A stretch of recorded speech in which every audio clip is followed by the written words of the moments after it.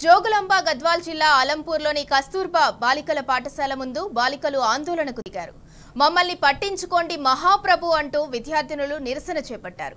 పాఠశాలలో కనీసం తాగటానికి నీరు కూడా లేదని ఆవేదన వ్యక్తం చేశారు. ఉపాధ్యాయులకు ఎన్నిసార్లు తమ సమస్యల గురించి మొరపెట్టుకున్నా పట్టించుకోవటం లేదని ఆగ్రహం వ్యక్తం చేశారు. ఇప్పటికైనా ప్రభుత్వం స్పందించి తమ సమస్యలు పరిష్కరించాలని విద్యార్థినులు డిమాండ్ చేశారు.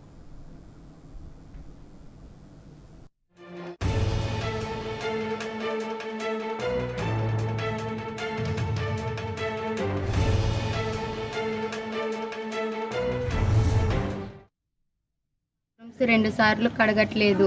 మాకు మంచి నీటి సరఫరా మంచిగా లేదు. త్రాగడానికి ఫిల్టర్ నీళ్లు లేవు. భగీరథ వాటరే తాగుతున్నాము.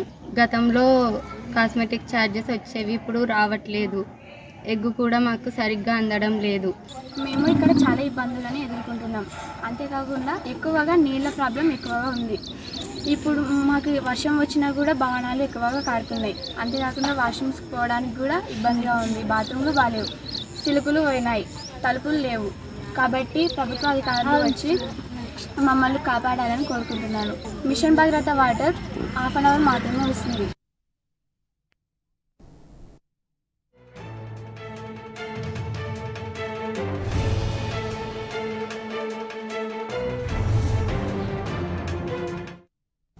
జోగులాంబ గద్వాల్ జిల్లా అలంపూర్లోని కస్తూర్బా బాలికల పాఠశాల ముందు బాలికలు ఆందోళనకు దిగారు. ఇక దీనికి సంబంధించి మరింత సమాచారం మా ప్రతినిధి నరేష్ అందిస్తారు. నరేష్, చెప్పండి. అంటే స్టూడెంట్స్ ఎన్నో రోజులుగా తాగునీటి సమస్యను ఎదుర్కొంటున్నారు. దీనికోసం అంటే ఉపాధ్యాయులకు ఎన్నిసార్లు చెప్పినా కూడా వాళ్ళు పట్టించుకోవట్లేదని ఆవేదన వ్యక్తం చేస్తున్నారు. దీనికి సంబంధించిన అప్డేట్ ఏంటి? ఇందురా జోగులాంబ గద్వాల జిల్లాలో ప్రభుత్వ గురుకుల పాఠశాలలు సమస్యలకు నిలయంగా మారాయి.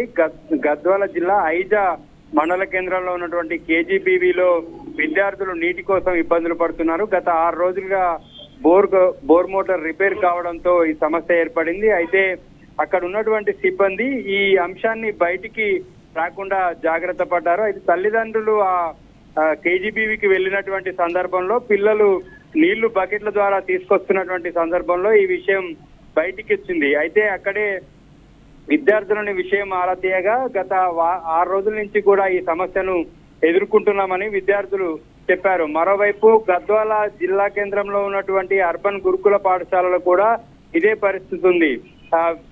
బాలూరు దాంట్లో 15 రోజుల నుంచి కూడా నీళ్ల కోసం ఇబ్బందులు పడుతున్నారు. పక్కనే ఉన్నటువంటి ప్రైవేటు బోర్ దగ్గరికి బకెట్లతోటి పరుగులు పెట్టాల్సినటువంటి పరిస్థితి ఏర్పడింది. కనీస అవసరాలకు రోజు స్నానం చేయడం, బట్టలు ఉతకడం వంటి అవసరాలకు కూడా నీళ్లు లేక విద్యార్థులు ఇబ్బందులు పడుతున్నారు. 15 రోజులుగా కూడా అక్కడ సమస్య ఉంది. మొదటిసారి సమస్యను మోటార్ రిపేర్ చేయించినప్పటికీ కూడా మళ్ళీ మోటార్ రిపేర్ రావడంతో ఉన్నతాధికారుల దృష్టికి కూడా విషయాన్ని తీసుకెళ్లారు.